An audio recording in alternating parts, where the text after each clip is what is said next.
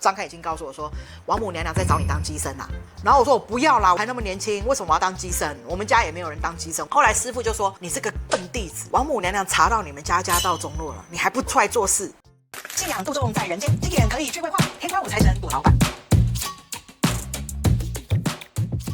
生命富足，身心光明，我是圆圆满满的圆心师姐。天官五财神就是我的老板，在这里我将替财神爷把话传达给各位观众，希望大家能够从中获得启发。今天这一集比较特别，有蛮多人都在敲碗就是说，我可以讲讲我为什么去成为财神爷的乩身其实我为财神爷服务了20年啦，对于这个天命啊，我到现在我都还是偶尔抗拒，有时抗拒，不开心抗拒，悲伤难过我就抗拒，遇到不顺我就抗拒，几乎好像都在抗拒。因为其实我真的从一开始我就不是自愿啊，实在是天命难违。我应该要这样来讲，怎么跟财神爷结这份缘是这样的有个很特别的一个经历。我出生的时候啊，我就有听到财神爷跟我说，记得你来人间做服务的那个时候我的印象是，我的眼睛还没有张开，我好像从黑暗的状态要走进光明的状态。其实我那时候听到这段话的时候，我很平静，我也没有多想什么我就听到了，很平静。再来我就有另外一段我很有情绪的画面，我应该是在医院要被抱回家了。那在医院要抱回家的时候，我看到我的父母啊、姐姐啊3个人都围绕在我的婴儿床旁边我知道我是婴儿，因为我没办法说话，但是我看他们3个人，我看得很生气。我觉得天哪，我为什么又来了？我为什么要这么辛苦？为什么我又来这里了？为什么？非常有情绪。这是刚开始婴儿时期，我也是很正常长大啦。只有这2段是我印象很深刻的回忆。我也不是奇人真的不是，只是这2段印象我很深刻。我就这样子长大了我跟我姐姐相差了17岁。为什么差那么多？因为我中间有2个哥哥溺水往生，2个暑假嘛到外双溪去玩就溺水往生了。然后那个时候对我们家来讲是一个很大的伤痛，所以那时候我父母啊，在我的爷爷奶奶啦百般交代，就是无论如何还要再生一个。所以我妈那时候已经42岁了，她还很努力的把我给生出来。好，结果呢，我跟各位讲一个很神奇的事情。我小时候啊，因为就我一个小孩嘛，你想姐姐大你17岁，她怎么会可能陪你玩？那时候17岁的姐姐，她正在青春期啊，她会看她的漫画，她会过她的生活，跟她的朋友在一起，所以我都自己玩。那其实我真的自己玩吗？没有我的灵界2位哥哥，他们都来跟我玩。我妈妈她就是可能觉得我那一天怎么特别乖，没有去吵她，然后说你今天怎么那么乖？你跟谁玩？你在玩什么？然后我就随口跟她说2个哥哥啊，我在跟2个哥哥玩。可是我根本不知道我有2个哥哥溺水死掉，因为那时候还小，我也不知道有哥哥这件事情。后来呢，等到我慢慢长大，大概到幼稚园，从亲友口中知道这样的一件事情之后，我开始会怕，知道懂得分辨，我再也没看到他们。可是呢，他们就经常吓我，比如说我在所处的空间啊，我都会听到他们的脚步声在跑，或是玩玩具的声音。然后呢，这样的事情呢，一直到我读国中，读了国中又更大了，那个思辨又更清楚之后呢，我妈妈就带着我一起去信仰佛教，因为我体质比较敏感，小时候就常卡到，弄爱收惊，3天1个小收，5天1个大收。那个我妈都常在讲收惊阿伯他们家的龙条有一支是温刀柴，那一直就是到后来读了5专。在18岁那一年就是我发现我都会有起鸡的动作呢，譬如说打嗝啊、晕眩啊，也包含就是说我会有明明想笑在哭，想哭却想笑，就发现我有好多对我自己情绪无法主宰的部分，然后我甚至觉得我的身体都有外灵要侵入，要侵犯我。我好害怕，好恐惧后来我记得很神奇的是，那一年的过年，我跟我妈妈跟我同学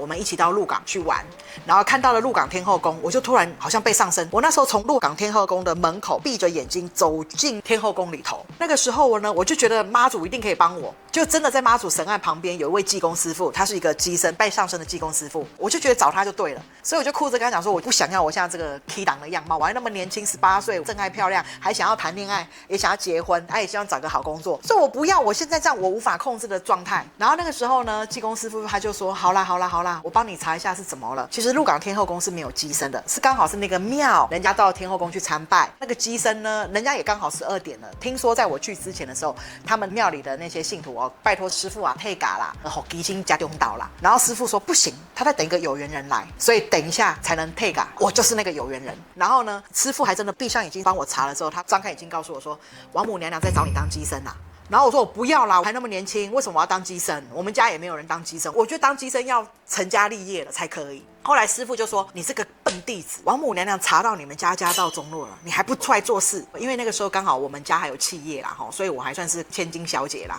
百金啦，体重近100啦。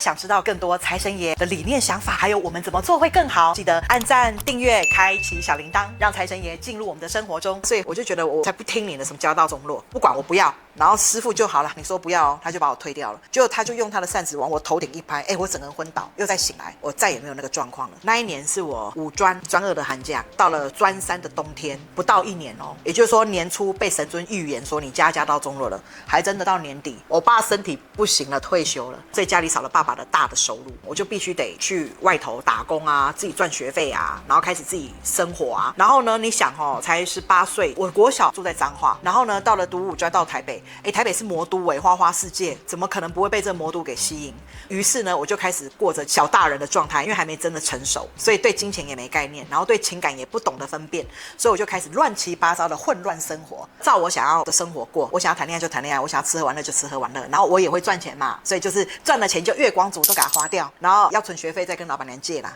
就这样子度过了这个5专的生活。然后因为呢家里发生不愉快，我是把这个东西压在我的内在，还有就是说，因为我混乱的生活也让自己过得很不开心，所以呢后来到出社会大概是2年的时间，我又疯了。我这时候疯掉的状态是这样的，就是我去看精神科医生，因为我跟他说我没有办法好好工作，我每天工作的时候我都觉得有火在烧我整个就想抓狂，然后呢我还觉得灵体会侵犯我。那时候医生是告诉我是忧郁症合并躁郁症，医生就跟我讲说，那你要不要考虑住院？住院也许会帮助你。他说走，我带你去看住院部的样貌。于是我就真的乖乖的跟着医生去看住院部的精神病患。我看到他们那些状态，我觉得天哪，我住进来我绝对好不了。我就打电话跟我妈妈说，妈妈，我没办法工作啊，医生也说我要住院，那我不想住院，我知道我住院我好不了。所以我妈就说，好吧，那你就从台北回来乡下吧。然后呢，我就用1年的时间来休养。这1年各大庙宇的胡啊醉我嘛我拎给，然后也去参加了佛寺院的短期出家修道会，也上了外面的身心灵成长课程，也吃了精神科用药。我在就医的部分这一点观念还蛮好，就是我妈说的爱有行嘛爱有人，有行的意思就是说我们就是借由宗教给自己好起来，那有人的意思就是说我们要看医生吃药。所以我就用这样的一个治疗方式我在1年的时间就好起来了。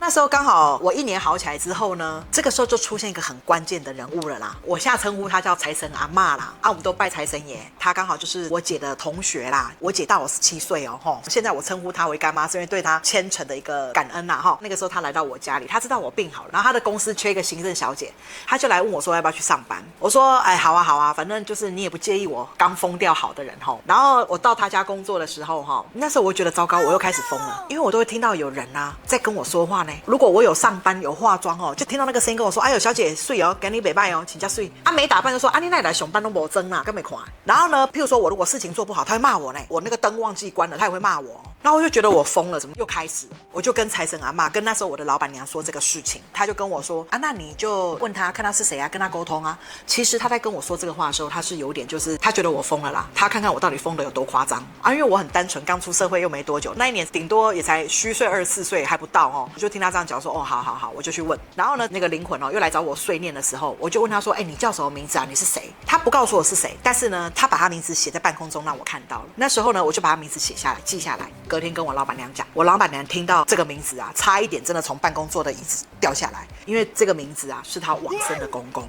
说来很神奇，因为当初我去工作的这个工厂他公公对这工厂有执念，因为曾经有一度经营不善，这个工厂是卖出去的，然后他儿子就是我老板又把它买回来，所以就是说他公公没有离开。经过我告诉了他公公的名字，他吓到，因为这个事情没有人知道的。那时候我到公司任职也不到1年，所以他后来相信了，他也觉得太神奇了，于是他就告诉她老公，也就是告诉我的老板。那时候我的老板刚好他跟一群都是创业的人，他们找了财神爷建了一个财神庙，庙才刚开始。那在民间我们的神道教信仰里头庙要兴旺，要有乩身问世服务，所以那时候在混乩啦。他们就说来，你来问财神爷，看财神爷是不是要选你当乩身，看来你有特殊体质那真的我就到了财神庙之后，我就坐上乩桌开始混乩，财神爷收我为徒弟。我其实是一个很不服天命的，所以那个时候呢我愿意为他做事，是因为财神爷还原了我出生的那一段话。他告诉我记得你来人间做服务，这句话的声音他还原出来，我感动到大哭。然后我就明白好，我不要再逃避了，他就是我的主神，我就开始来为他服务，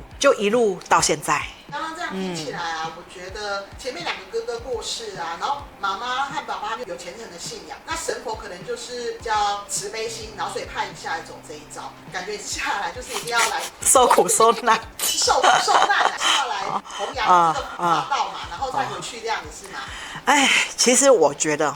我真的是一个贪玩的小孩。怎么说我性子很急，我呢都觉得说怎么没办法马上就有，因为我对我天命是很不服哦，所以呢我也制造了很多生命的磕磕碰碰，但是我又不想让我生命再磕磕碰碰了，所以不瞒您说，我也用了很多方式在了解我自己，有用玄学，就是跟猛行啦，也有透过身心灵的操作手法，比如说催眠啊，或是那种就是潜意识带入去看自己的状态，然后也有透过自修来了解自己到底是怎么一回事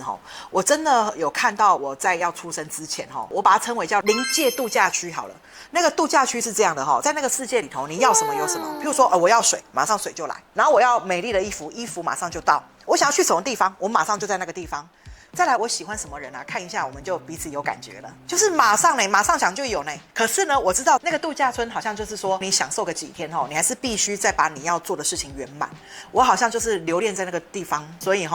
不爽来人间投胎了。于是我就是这样子来到了这个世间了但是其实说真的，来到世间跟人家形容我自己的状态因为我爸爸当初是企业家，所以我真的是含着金汤匙出生。但是后来的成长历史，因为我爸爸创业7次，成功7次，失败也7次，我个人跟他就历经3次，所以我们虽然含着金汤匙出生，但是我们后来是用卫生筷跟塑胶汤匙过生活。